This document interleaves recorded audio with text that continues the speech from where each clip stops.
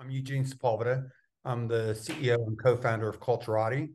I'm really excited that today's session, Facilitative Leadership in a Volatile World, will be brought to you by Douglas, Erik, and Marie. I'll tell you a little bit about Culturati in case you're new to it. We're a community of thought leaders around culture and those practices that allow us to build cultures that drive corporate and employee success, that encourage us to invest in our communities in a way that allow all of us to thrive.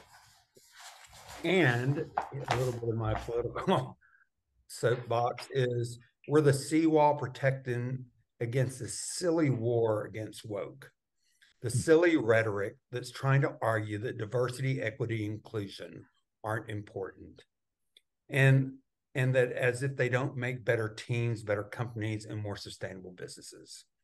We're also against that silly rhetoric that we shouldn't be considering ESG, as if not thinking about our environmental and societal impact, nor to be held to good governance practices would be good for any company. We believe that we can change the world through the workplace together. And thank you for being with us. So today's session on facilitative leadership, Douglas and I have long been talking about leadership in the workplace, about culture. And, you know, as I've watched Douglas and Erik's sessions and Marie as a new friend, I was struck through a facilitator's instruction session about what great tools these were for leadership within the workplace. So I've asked them to put together this session, and thank you guys for doing so. I'm going to introduce Marie, and who will be our moderator, and Marie will introduce Douglas and Erik. Marie Applegate-Swanson is an artist, a learning and experience designer, a facilitator, and a coach. She helps curious, soloist, growth-oriented groups and forward-thinking organizations to leverage awe, wonder, play, and curiosity. I should just stop there because who doesn't want to engage in all that? Her clients and collaborations include Bloomberg, Stanford, Asian Art Museum, City of San Francisco, the Culture Conference, and more. You know, when I was speaking with Marie, you know, she mentioned that facilitated leadership is kind of her baseline personality. It's how she is to hold up the opinions and voices of others, to hold space for divergent thinking, and, you know, to encourage, you know, deep listening and build that ability in others. She has a global network. She is relatively new here to be with us in Austin. And Marie, thank you so much for agreeing to moderate today. I'm going to shut down my video and enjoy this session as well. Thank you for the intro, Eugene. Hi, everyone. Welcome to Facilitative Leadership in a Volatile World. We have with us Douglas Ferguson. He is the founder and president of Voltage Control right here in Austin, and it's a facilitation academy for visionary leaders. He's worked with leaders from Google, Air Force, Gap, Humana, and more. And as an entrepreneur, he's an active mentor, advisor, and board in the Austin startup community. And you can learn more about him by checking out one of the books he's authored, Facilitation Lab podcast, or joining one of the Academy cohorts. So thank you, Douglas, for being here. And we also have Erik, who is also part of Voltage Control. He's a learning and development leader that brings close to 2 decades of facilitation, teaching, design, professional learning and development, diversity, equity, inclusion, and belonging, organizational change, and research experiences working with leaders and teams at many of the top companies, educational institutions, and nonprofits around the world. So thank you both for being here. And Douglas, thank you for inviting me to be here too. I really appreciate it. So here we are today talking about facilitative leadership, but I'd like to break it down into facilitation and facilitator. I think it's important for us to have a shared vocabulary around that for the 3 of us in speaking with each other, and also for our participants to understand where we're coming from. So for me, facilitation, I'll go ahead and start. I grew up in the Philippines, and I was lucky enough to go to an international school. And in the international school, it's very diverse. There's different cultural, religious, and national representation and beliefs. And it was at this school where I saw that we were able to not just celebrate and transcend each other's differences, but to really just come together and create together. And it was this moment that I didn't realize it was such a unique little microscopic world. And so that little petri dish is at the heart of who I am today and how I believe facilitation and being a facilitator is helpful in leadership roles. So Douglas, I remember when we were talking earlier or a few days ago that you mentioned being a CTO at various companies, that you were engaged in the act of facilitating, but you didn't have the word facilitator in your pocket. And so curious as to like, what were those things that made you a facilitator? Like, what were the actions? What was the thinking before you even knew the word facilitator? Well, it's interesting because I was, unlike a lot of my peers that were, in my peer group of CTOs, a lot of them were really focused on the technology and figuring out the technical problems. And sure, that drew me in. That was a curiosity of mine and a love of mine. But I also was very intrigued by the people and how we got people to collaborate and do their best work. And so early on, as I was catapulted into leadership, I was just very voraciously consuming all these different ways that we might help people do better work together. And so lots of different frameworks, from Agile and Scrum to, there's extreme programming before that, and pairing and mobbing and then design thinking, all these different tools that were kind of coming to bear. And it was, I think it took many, many years for me to actually step back and realize that, oh, there's a common thread here, because I was identifying in this role. The CTO thing was like, it was like clouding my ability to see what the really profound impact I was making, because I was like approaching it through the lens of this role. And once I started to realize the impact I was making was actually deeper and more fundamental and more rewarding for me, then that's when I started to think about founding Voltage Control, and specifically thinking about facilitation skills as a core competency. That's beautiful. Thank you, Douglas. I think that when you realize that, I just saw your face light up when you realize this Yes. moment of awe. You're like, oh my gosh, I'm actually like a people person, and like I want to impact people's heart centers, soul centers, and minds, and I can do that with Voltage Control. How about you, Erik? How was facilitation or being a facilitator? How did you get your start with that, and what does that mean to you? Yeah, great question. You're having me think back here to where I started actually as an educator. So I was trained as an educator, as a teacher, started out in the public school system, and ultimately built out into work training teachers, then training facilitators, working in the corporate space, and found that I always had a love for designing the right conditions and spaces through which folks could realize their best, right? And that could be co-created with them. And that started even at the very beginnings, and the youth that I worked with, and that thread has always been a passion for me in working with any new group, working with any leader, working with any company. That space is just an awesome space to play. How do we co-design the right conditions through which to realize the best in our people and teams? And so that's something that started with my work in education, and then ultimately continued out across now all the work that I do in the corporate space and with our facilitation certification program and those pieces there. So. Thanks, Erik, for sharing. And as you were saying that, I was just thinking of individual zones of geniuses being able to percolate up as you create these spaces for people to test out and experiment who they are, and what their zone of genius could be, not just in the bigger picture, but in that moment too, right? Because you were talking about different people. When you get the alchemy of different people together, I think different zones of geniuses kind of pop up. So thank you for sharing that.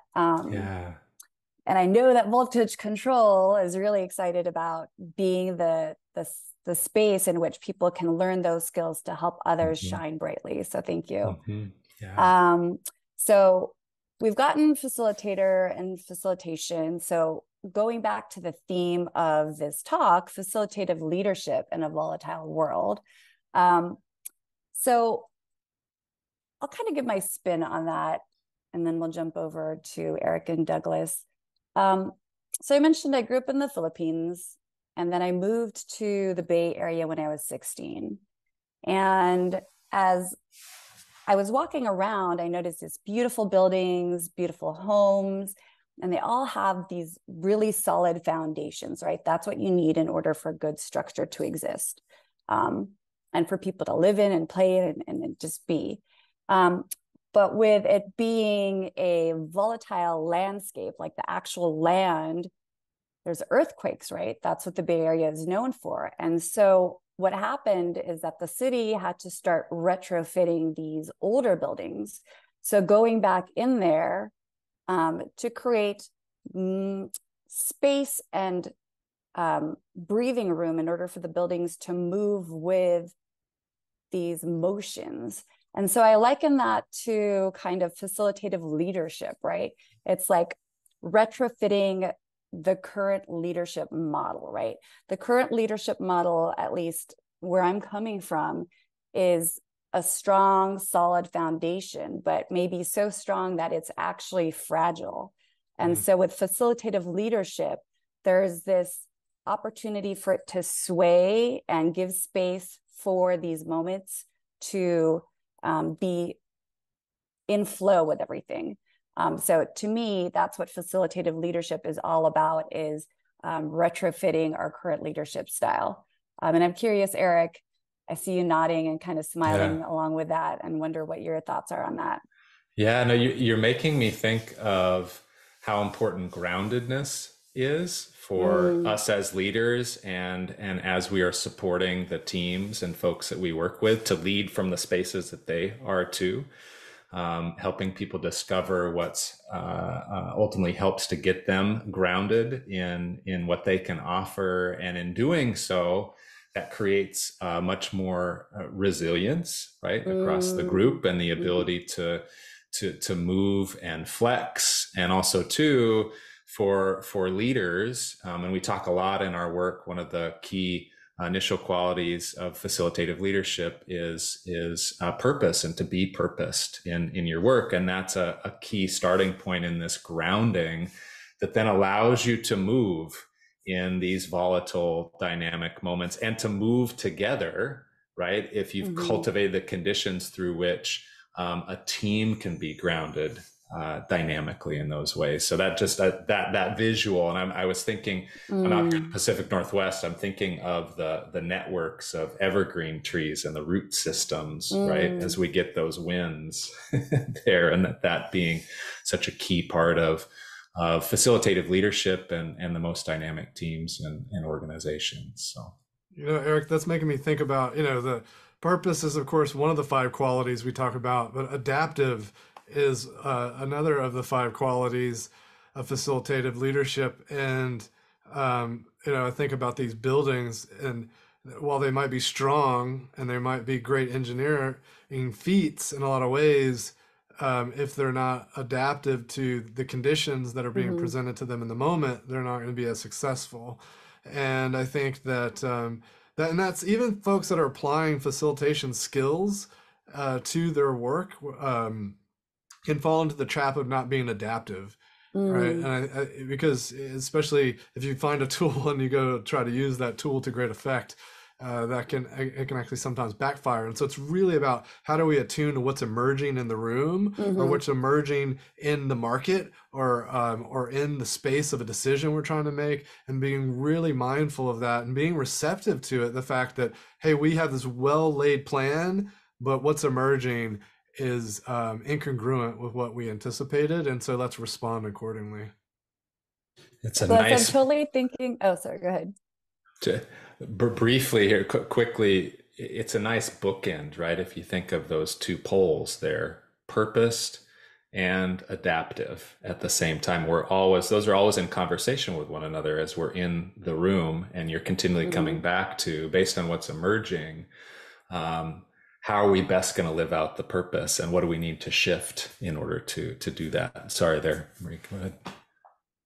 Oh, no, sorry. That's beautiful. I love the bookends concept. And I guess when Douglas was talking to, I also got excited because it made me think of MacGyver, who I totally was like my first crush in my 80s, right? And he is purposed and totally adaptive.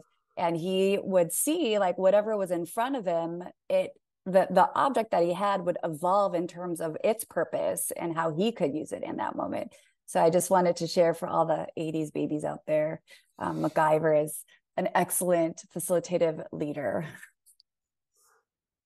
I love the MacGyver reference. I will say that he's shown up a few times in some of my talks. So. Oh yeah, it's well, I think that his ability to just be in the moment, and I think that is also part of being a leader.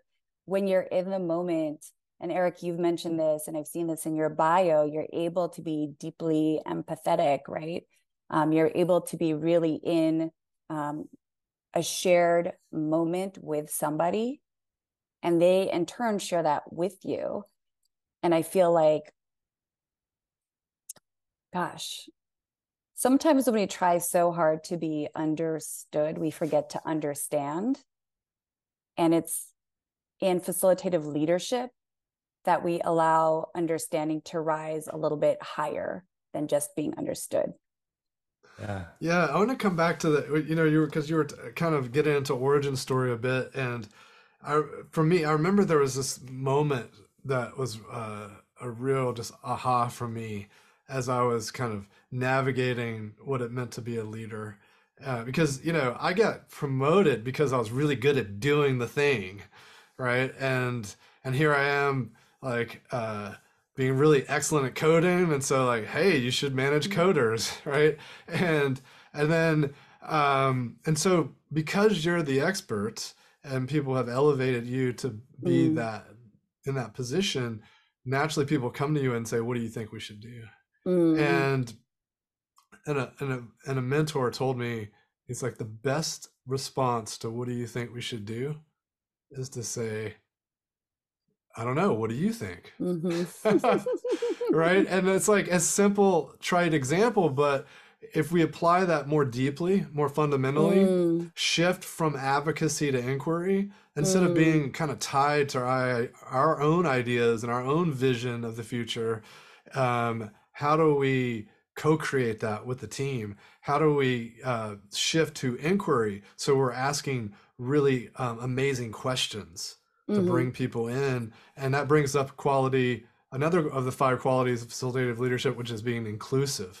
And inclusive is a fascinating one because there's some nuance there that might be fun to explore.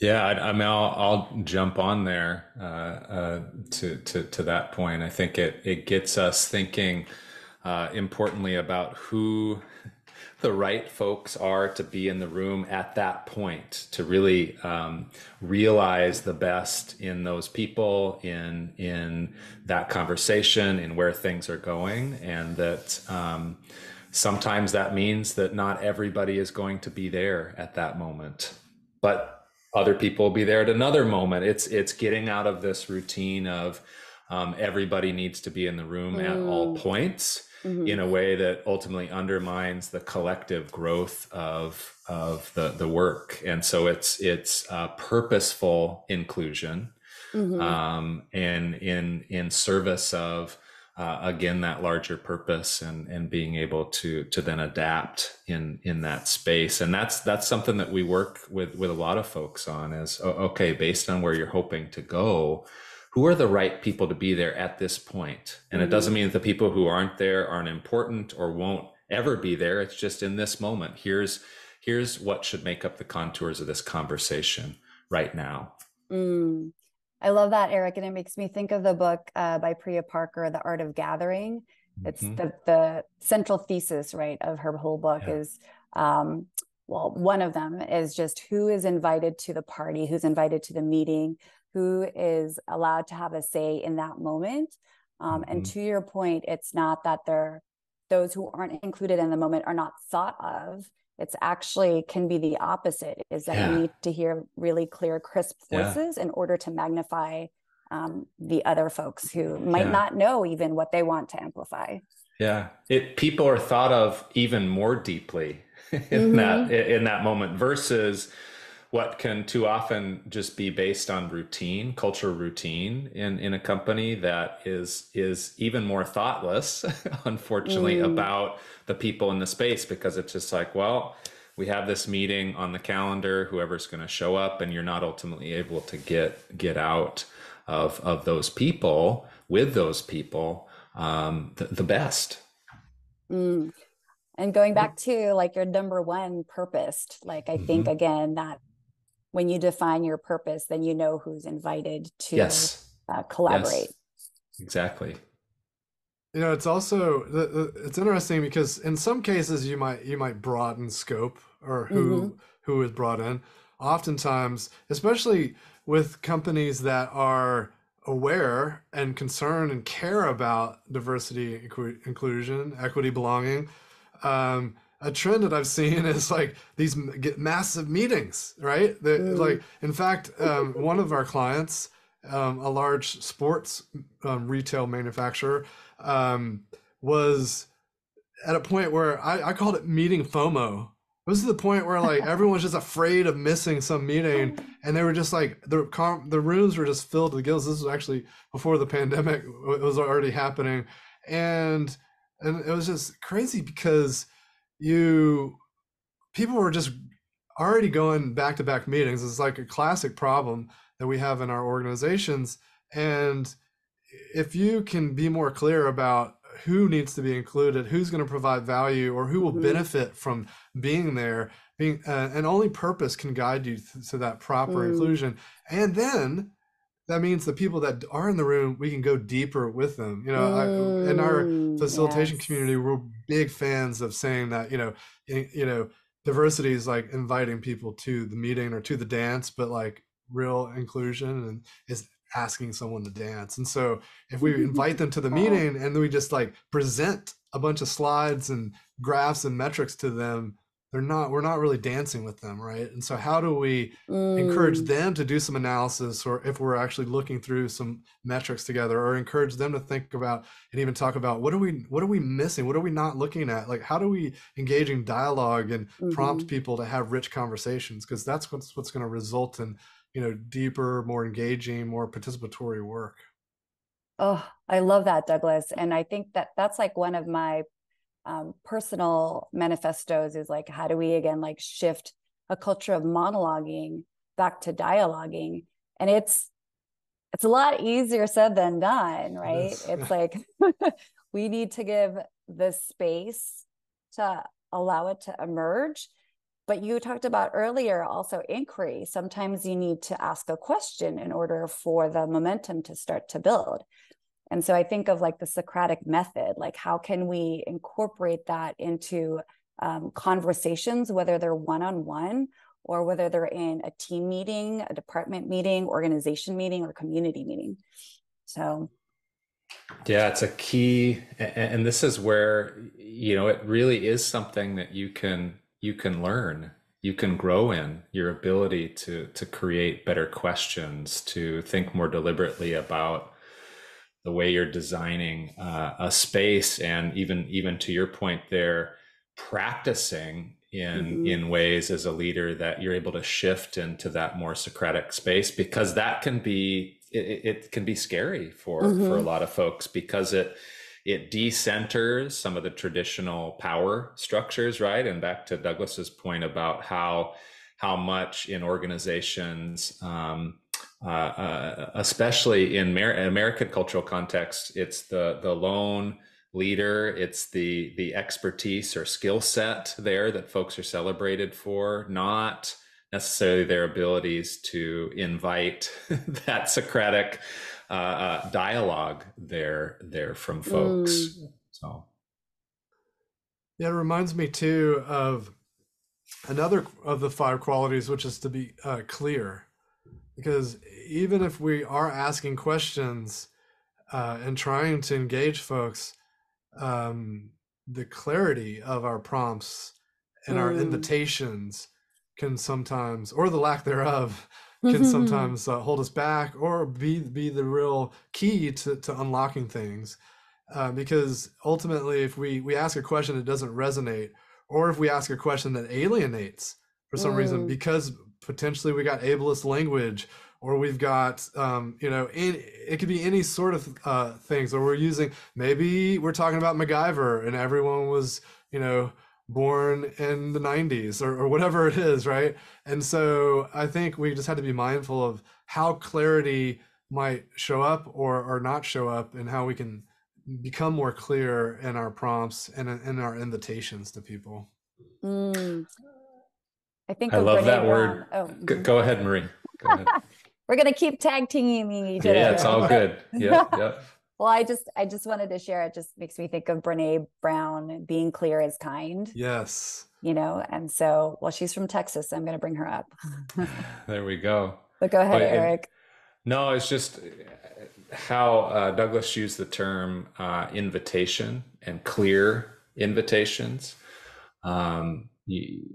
Invitation assumes an opening, a response, some agency in that response, which again comes back to this deeply rooted purpose, this focus on real inclusion, and also an adaptivity to what could come up, right? If it's an invitation, there's a variety of answers that you could get, right? From yes, I want to do this, to I'm not sure, to absolutely not. and then how do you respond in the process versus what's more of a directive to folks, right? So I think that's a really important thing that we're oftentimes talking with folks about is, is this a directive, or is this actually an invitation to folks? Do you have any tips on that, Erik? Well, I mean, I think it comes down to at the basic level, the way that we craft our questions. How open are they for multiple voices and perspectives? And are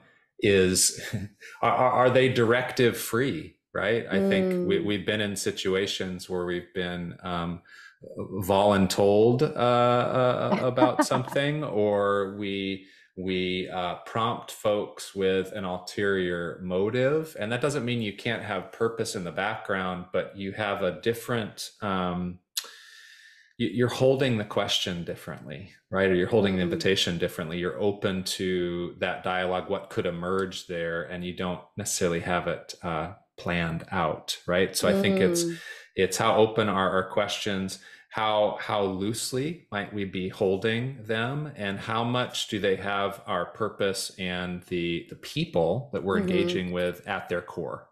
A few things off the top of my head. Beautiful. Thank you. And Douglas, did you want to share? I saw a breath in.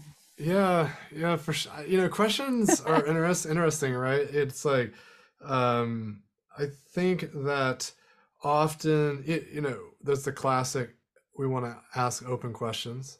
So of course, avoiding the yes, no's, etc. Most people have heard this advice, but it requires practice. And that's the thing I would really just, because, so many of us, I'm sure, have also heard things like, yes, and improv. These are ways that we can kind of encourage more inquiry, right? And more engagement and inviting, like a flourishing of ideas and communication and conversation.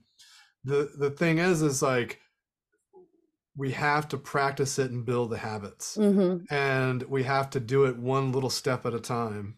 And it's really helpful to create a journal and then make commitments to yourself around what you're going to try, and then look back at the journal and say, this worked, but where did I barely sneak by, and in what ways might I try something new next time? Especially with recurring meetings. Like, oftentimes I think people might read Priya's book or think about facilitation, attend a thing like this and go, well, the next time we have a senior leadership meeting, we have one coming up next quarter. That'll be a perfect time to try some of this stuff out.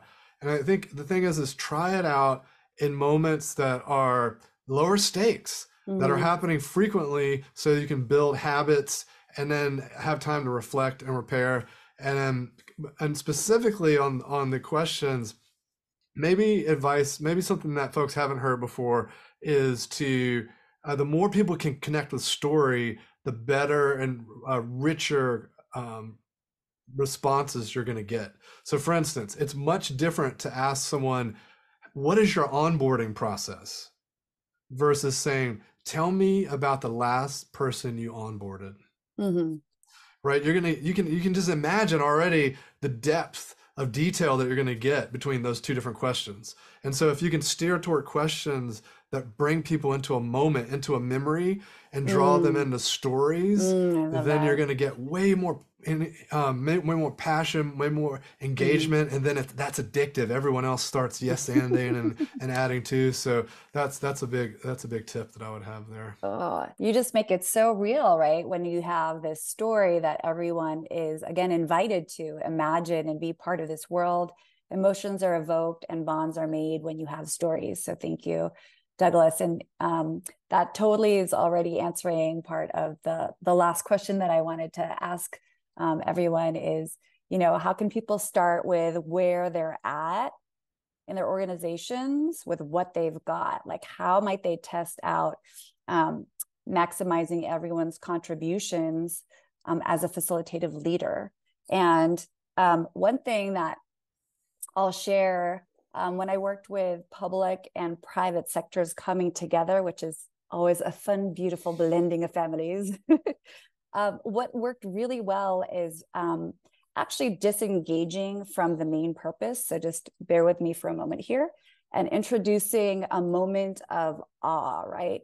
So when you have everyone kind of focused on kind of taking everyone out of their context and humanizing them and focusing on this moment of awe, whether it's if you're in the same city, taking a walk together in nature, like you and I did, Douglas, like a couple of weeks ago, or if you are, say, on Zoom, if you have a hybrid team, it could be having a picture, an artist's work there that you can all talk about, share opinions versus having it being a weighted idea that's part of this like decision-making process, so that people can start building momentum and sharing their voices.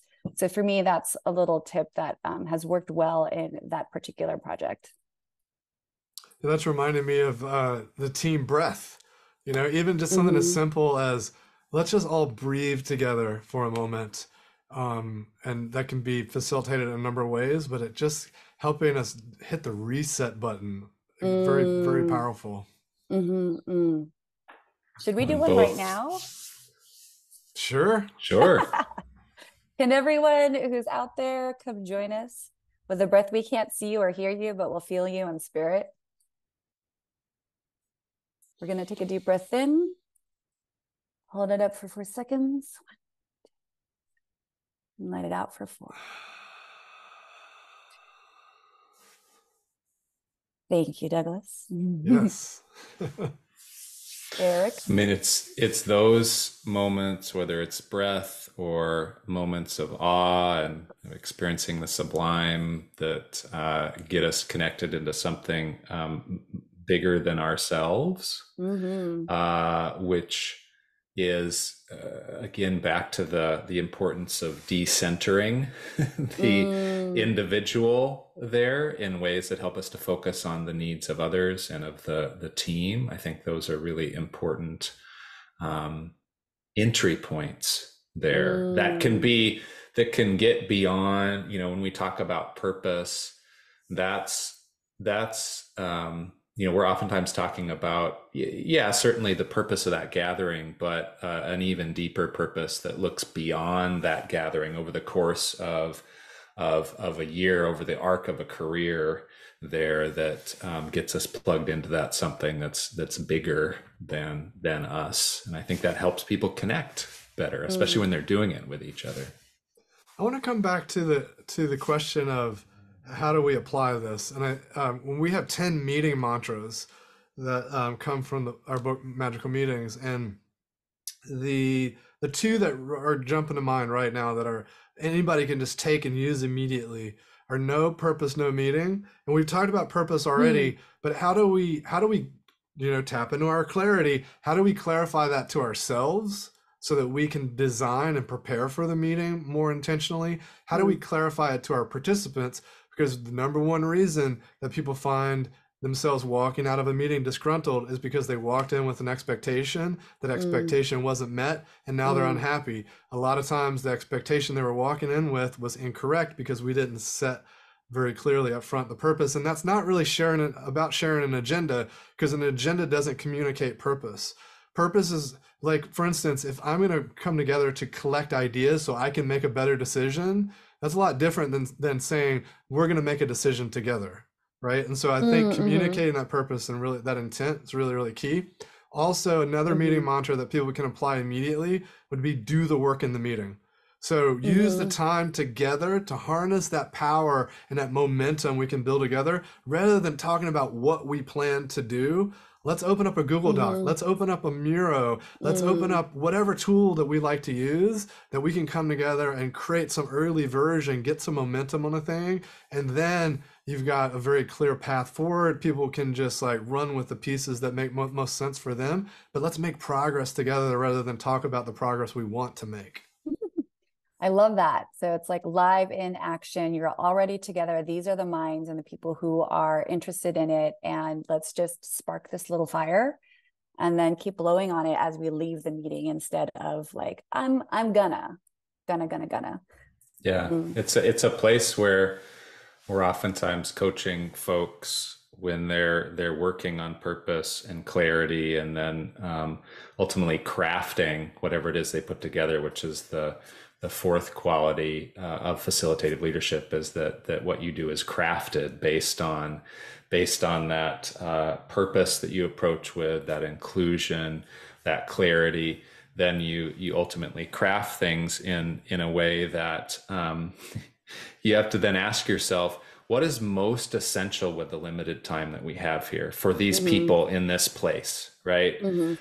Too often that is either not thought about, or it's thought about absent the people in the place. And so it becomes more about like, I'm so excited as a leader, as a facilitative leader, to talk about these things that I get excited about. I'm gonna try to pack in as much as I can. Or there's this really fun thing that I wanted to do, and so I want to make sure it happens, versus what's absolutely essential when people are in this space, knowing that there are other things that I may have thought about that could be better before or after this, and to give us space to, as Douglas points out, do the work in the meeting. And that the work has multiple layers. It's both the tangible, practical, we're going to create or prototype something, but it's also the work of cultivating the kinds of practices that we want to embody as a team, right? And so that's another place where I think facilitative leaders can be really in tune. There is what's the work below and beyond the work that I want people to practice as well. Like practicing your values together. Yes. Is that what I'm hearing? Okay. Yes. Cool. And how we want to ultimately collaborate, right, with each other. What does it mean to embody the kind of collaborative practice that we want to move forward with as a team and as a company? You know, I have a quick Erik, question. a really, really quick anecdote, because I was just recently listening to a podcast with, I forget who, it was Lex Friedman, I think, was interviewing Rick Rubin. And Erik and I are big Rick Rubin fans. And Rick was talking about this technique he loves to use when a band has like 20 songs, but only 10 can fit on the album. And the temptation is to say, all right, let's start deciding what to remove, right? And I think that's the case when we're thinking about priorities, when we're thinking about working with our team around like what are the topics or themes in this quarterly planning, like what do we need to remove to provide space, or people just try to jam in too much. That's also an anti-pattern. But the technique that he had, I think, for creating albums so powerful is to get rooted in purpose. Think about what are the two songs that are the most critical. You know, what are the pillars of this album, of this creative work? So in our case, what are the drivers of purpose, and then what is going to add to that? What is going to diminish from that? And so thinking about what do we add on to make sure that we're in pursuit of what we're trying to create, and then the other things can tend to fall off, and it actually creates less debate because we're not saying this or that anymore. The things are just falling off naturally. So that's a really amazing technique that the album Rick one. uses. Yeah. Cool. I love that because it's you become a curator at that point, right? So you're saying what belongs in this conversation, right? It's choosing very carefully what needs to be presented in that. And I've worked with museums in the past before, and I just think of museums as like sacred spaces, right? And it is full of culture, full of ideas, full of possibilities that you want to move forward. So I love that. You're also talking about the art world with the album. So I think I saw that we are going to do Q&A. Yeah, we're right there. I think we're right there. Oh my gosh, you guys, I'm never on time. This is a miracle. Here we go. Cool. I've seen some really great questions fly by that I'm like, oh, I'm excited to talk about these. So, so let's see what surfaces up here. I don't see a question, but I want to read this. Surrender to the wild. Someone wrote. So I think Culturati's reposting the question. Curating there. Perfect. Okay. Yeah. Here we go. I'm curious about if someone is unwilling to work with someone else, not because of toxicity, but because the first thinks the latter has too much on their plate, even though the latter says they don't. How would you address that?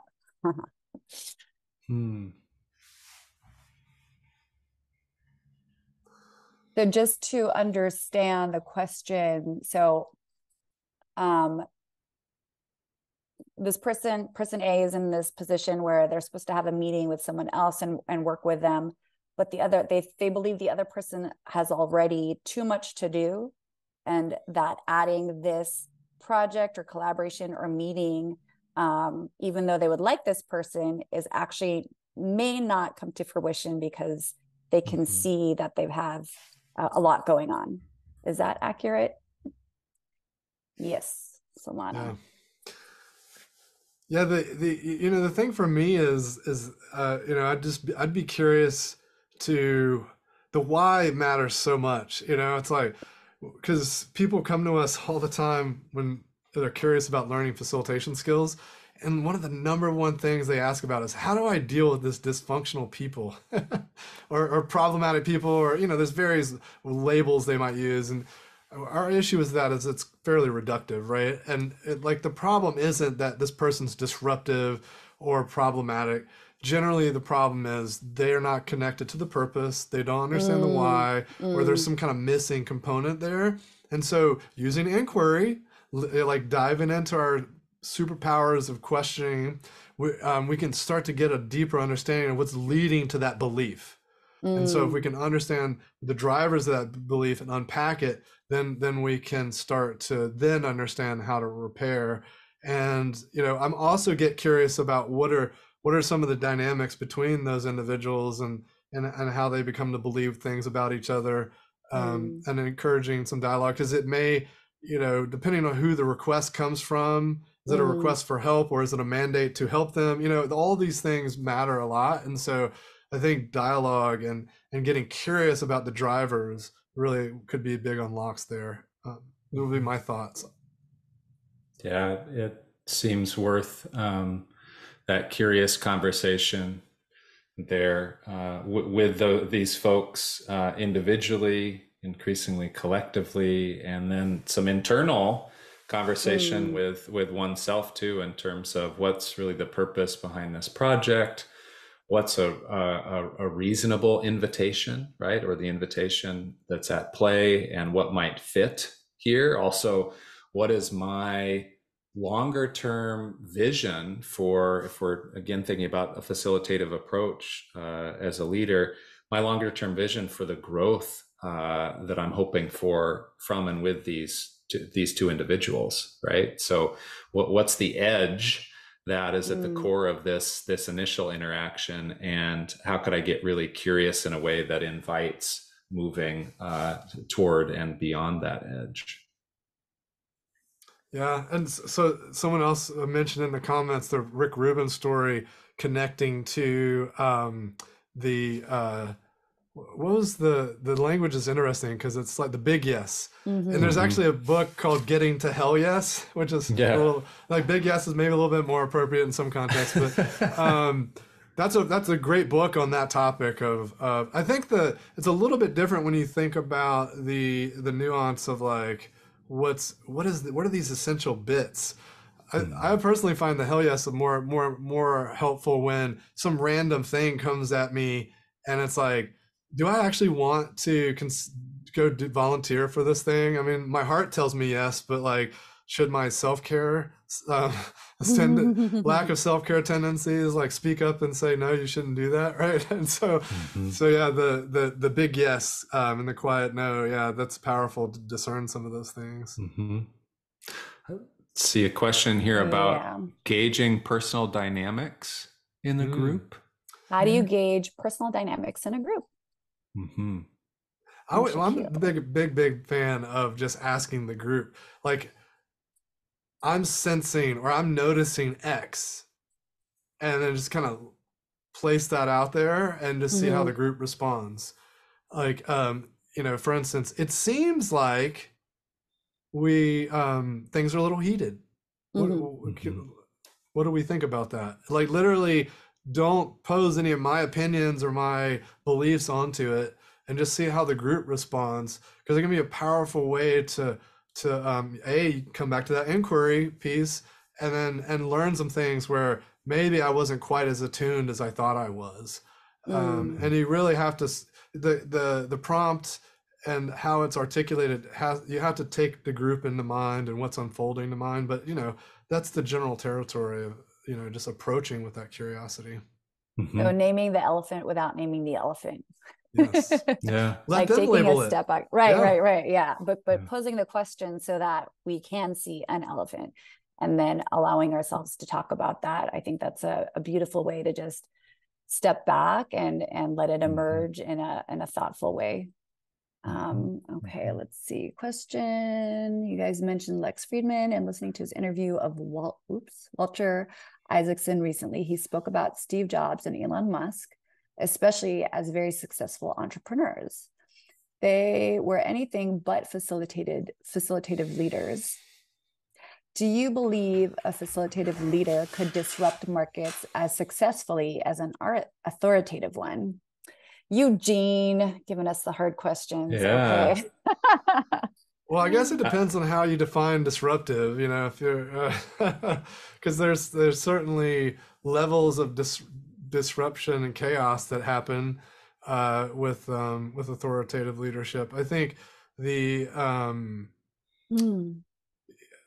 I think you can actually be more powerful.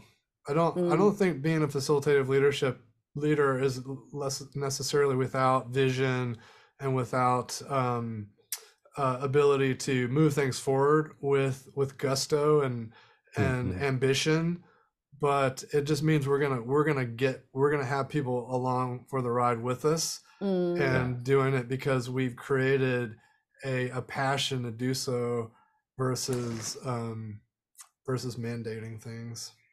It's also making me think too about, we're seeing the other side of these disruptions right now, right? And so I to Douglas's point there, believe that the facilitative leaders will ultimately disrupt in a much more sustainable way, a more caring way, a more people, humanity, earth-centered, focused way.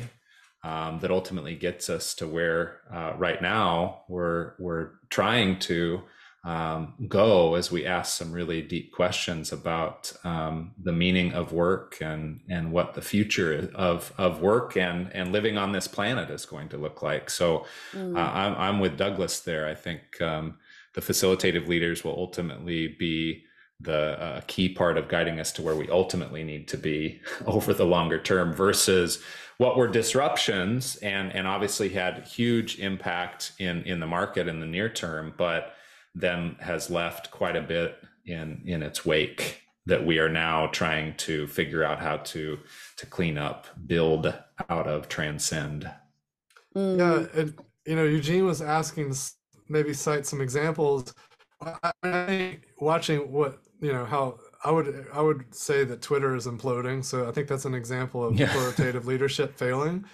And then the other side of the example would be, I think General McChrystal is a great example of a facilitative leader, and coming from an extreme example of, like, this is the military. It is about command and control. Yet if you read his book Team of Teams, they were clearly following some different approaches and methodologies, and to the point where let's push instead of this protocols of like who has to know what, let's push the knowledge to the edge nodes. Let's give the special operators the ability to do what normally only the intelligence analysts would do back in Washington. And so reacting to things in a much more complexity informed and much more systems thinking model. I think it's really just being attuned to the situations that are arising, and then supporting, putting people in the right spaces to be most effective at what they're doing. And I think that's a great example of someone being a facilitative leader. And I think the more time that passes, the more we'll see people adopting these ways of working. And it's just unfortunate that people are more rooted in the more established ways of leading. I want to add like a personal note too. I'm a mom. I have 2 kids, and I hear authoritative, and I like my body kind of like stands tall, because I think of the old school parenting style is more rooted in authoritative styles as well. And I see just bubbling up culturally, right? Not just in the workplace, but broader sense of parenting, and just beyond that in other organizations, communities too, that facilitative leadership and even facilitative parenting is on the rise.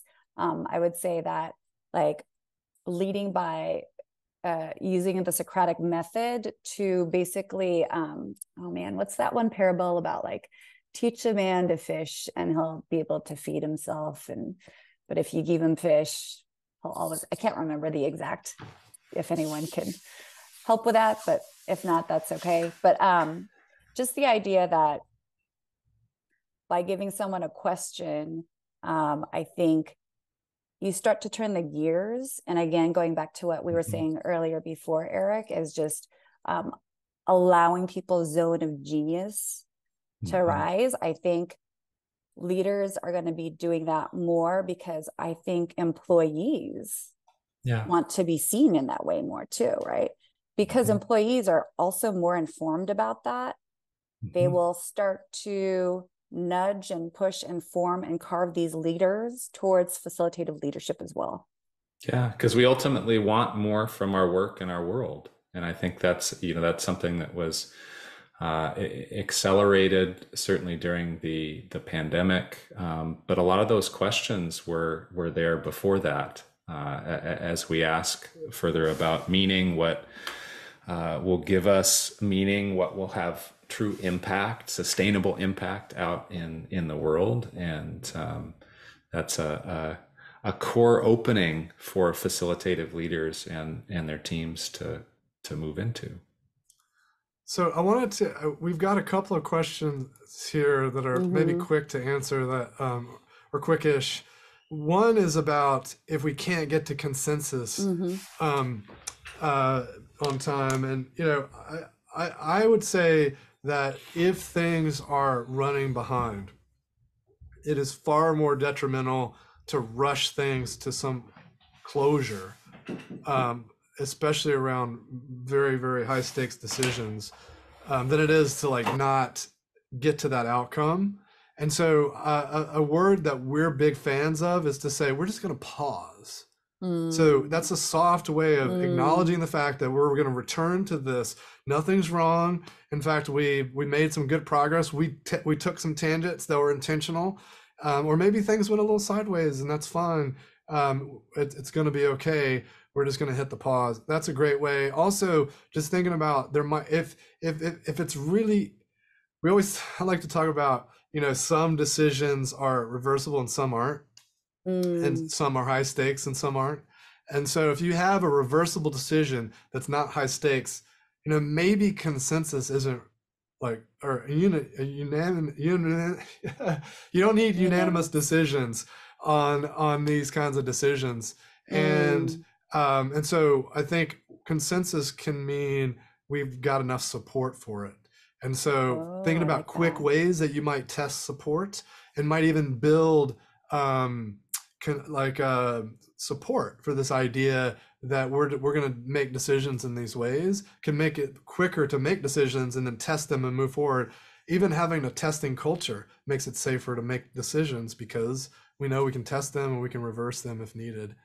I think there was another question too in there. It's 2:00. I'm not sure what everyone's time capacity is, but maybe they can reach out to you directly through voltagecontrol.com or sign up for your next cohort, which is coming up when? Yeah, the deadline is, here we go. I'll step in. Yes, we have a facilitation certification program and work with a variety of leaders across industries. Our next cohort deadline for fall here is actually coming up on September 22nd. So very, very soon. I'll drop the link in here in a moment, but would love to have you join us. Perfect. Yay. And I'll drop the link directly to that certification application. If you enjoy these conversations, if you want to grow in your facilitative leadership capabilities, this is what we do. I'm doing it now for the past few years. This will be our 8th cohort of folks going through this program. It's a lot of fun. Cool. So you can find that in the chat. It's voltagecontrol.com. And then Erik put in the direct link to the facilitator certification. My website is on there too. It's Marie in Awe.